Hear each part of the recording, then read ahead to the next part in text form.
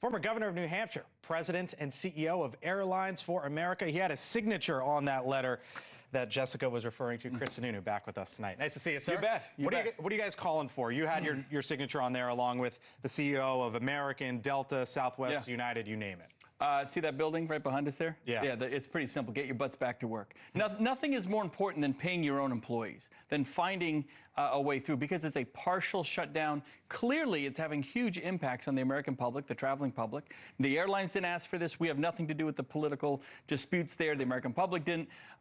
You know, and as a former governor, I'll tell you, when you walk into a political dispute, you shouldn't be saying, what can I get out of this? It's, okay, what are we willing to give up? Because, you know, that's what compromise is.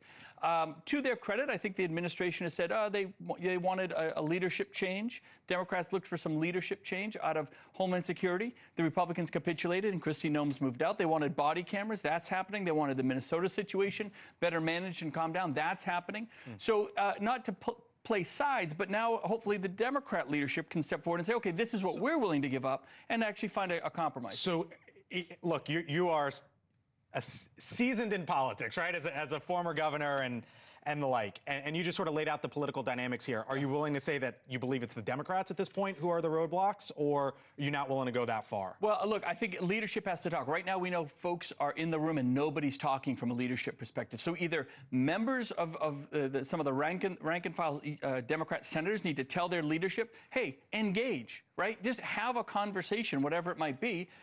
There's been some capitulation on one side. You know, there has to be a little bit on the other, but they don't see they're not feeling the political pressure right now. And that's a little bit what that letter was about. The pressure is coming from your constituents who are frustrated, from your employees who you are not paying.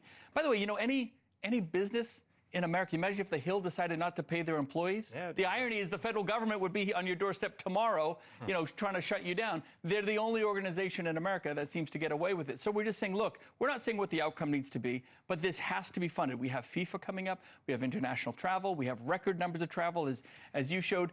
And while the system isn't in crisis mode, you saw what's going on in, you know, we had Houston a couple weeks ago. That was Austin we saw today. We had Lubbock. We had a little issue in Atlanta here. Give yourself some more time. God bless these TSOs. Those are the men and women in blue that are standing in those in the TSA lines. They're coming to work, going on 4 weeks now without a paycheck. So what can the airlines do anything about it? Because in the letter you said at one point, quote, airlines are doing everything they can to mitigate disruption. Can the airlines do anything, or is it simply just TSA and the government? Well, we're doing what we can to help. Look, we can't do the TSA's job, but you have airline employees helping move people along in the lines. They're volunteering their time to kind of help with that customer service, line management. The security aspect still has to go through the TSA, you know, those trained TSA agents. We're putting a lot of communication out there, making sure that folks know if there's a longer wait at a particular airport, they have the customer has the information they need. We do ask you to pack their patients. As frustrating as it is on the customer, these TSO agents have been in those lines sometimes 12 straight hours, not getting paid, trying to deliver the best customer service they can. What's the breaking point?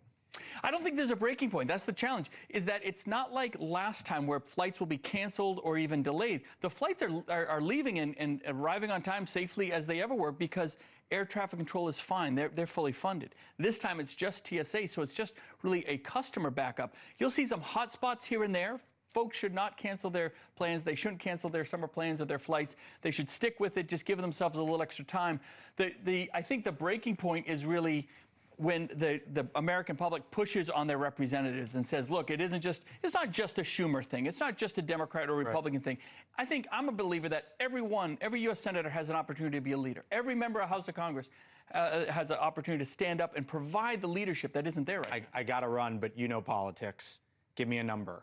How many more days until that shutdown? At most, my hope is that it's maybe the first week in April, at most, when the new secretary comes in. That's an opportunity for Mark Wayne Mullen, who has been a senator, who knows the process, has friends on the Democrat side, provide a leadership opportunity for the rest of America. So hopefully that's the worst we see. But it'd be great if can we just take care of this tomorrow morning? I mean, that would be great if you guys could just get to work tomorrow morning, sign on the dotted line, and put America at ease. Thank you for watching. Subscribe below and download our NewsNation app right now on your phone, and you will get fact-based, unbiased news for all Americans.